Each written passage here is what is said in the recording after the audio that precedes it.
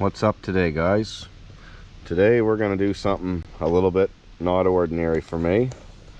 We are going to do an instruction video on how to properly install a new wideband in your tuning application so that you're able to get proper readings and use the sensor as it's meant to be used to do your tuning.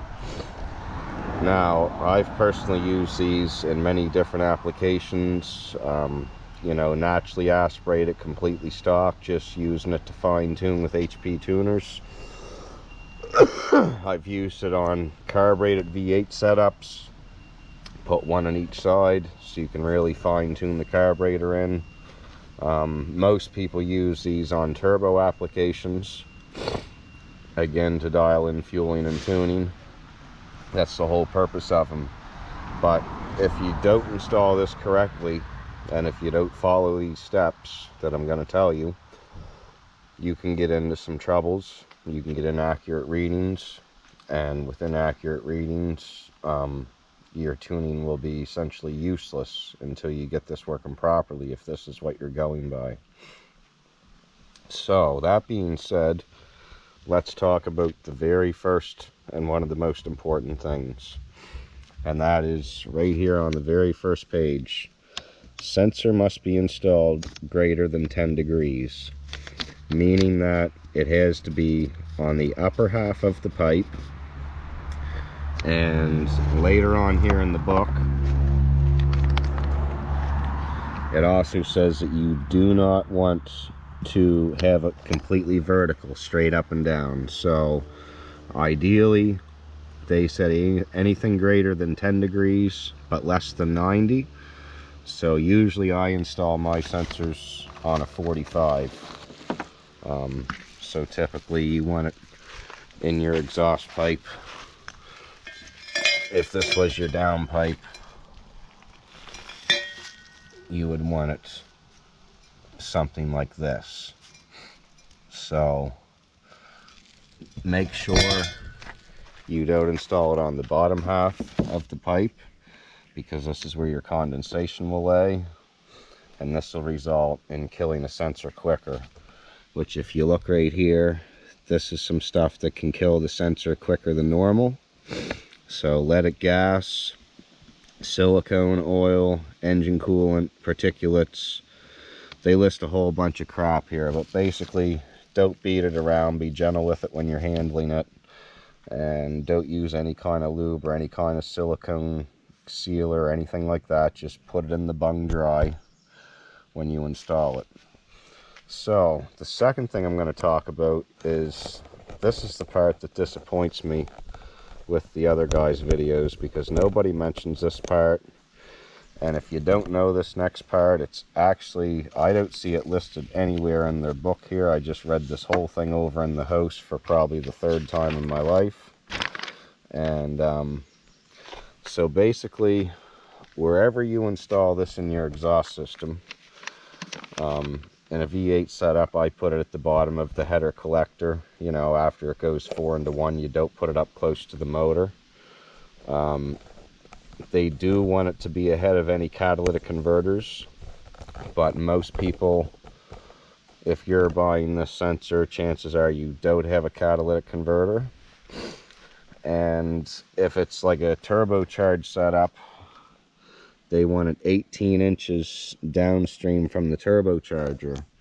Well, I know, for instance, an older Audi A4, you would not be able to achieve that 18 inches because the catalytic converter is bolted right behind the turbocharger. So in that case, you would probably have to go behind the converter if you were leaving the converter on the car. So that's enough examples and enough talk about it. The second most important thing is, after this is installed in the pipe on the proper angle, you need a minimum of 12, I prefer to have 16 inches of exhaust pipe behind the sensor, because what happens if it's, say, like a straight pipe open header race truck application, if this is close to the end hole, you know, say if your sensor's right here and you only have this much pipe, every time that engine coughs air out, you're going to get air whipple back up that pipe every time that happens.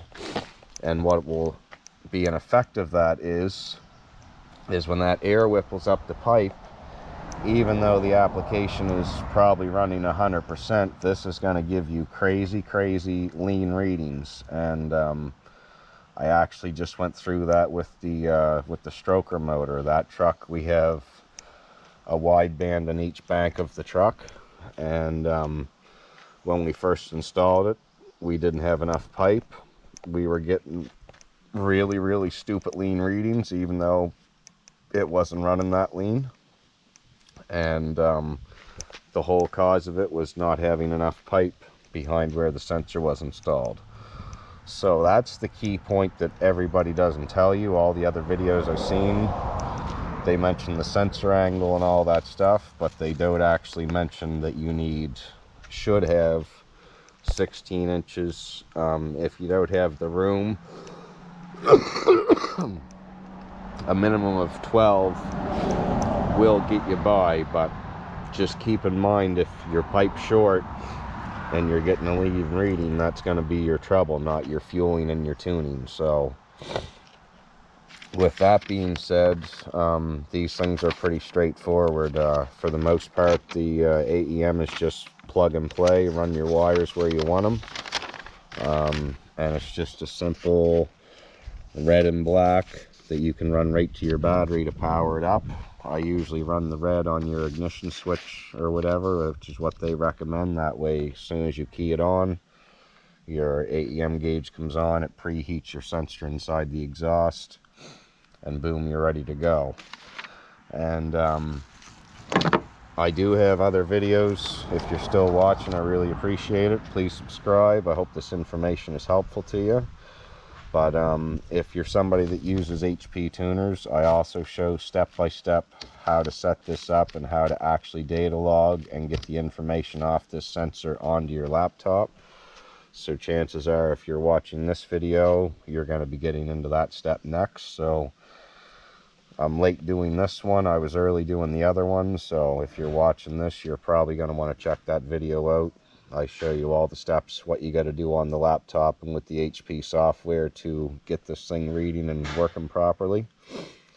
Other than that, once you get your power and ground run, like I say, to analog and actually read the information, that's in the other video. It's just simple power, ground, and away this goes, and this will start showing you numbers when your motor's running. So it's pretty basic and pretty straightforward, but this tool is absolutely useless if those steps aren't followed. And I've seen sensor failure with these when they're not installed properly, and that's usually the root of the cause. Once you relocate and install it between a 10 and a 45 degree angle, it fixes the problem. I have seen I've got a couple different videos of different troubles I've had with this AEM setup, but for the most part, if installed properly, it's really good. It's really accurate. Another thing I'll throw in, so if you really want to do the free air calibration, it's highly recommended that you take the sensor out of the exhaust, and that's pretty straightforward, but these usually come pre-calibrated, so that's not really something that you need to do. If you're really in doubt, you can, but yeah, these sensors work for all different types of fuel, which you probably already know, so I'm not going to get into too much more. I just wanted to simply run through the important basics of how to get this in, how to set it up, that it reads properly and doesn't give you any troubles. So thanks for watching, guys.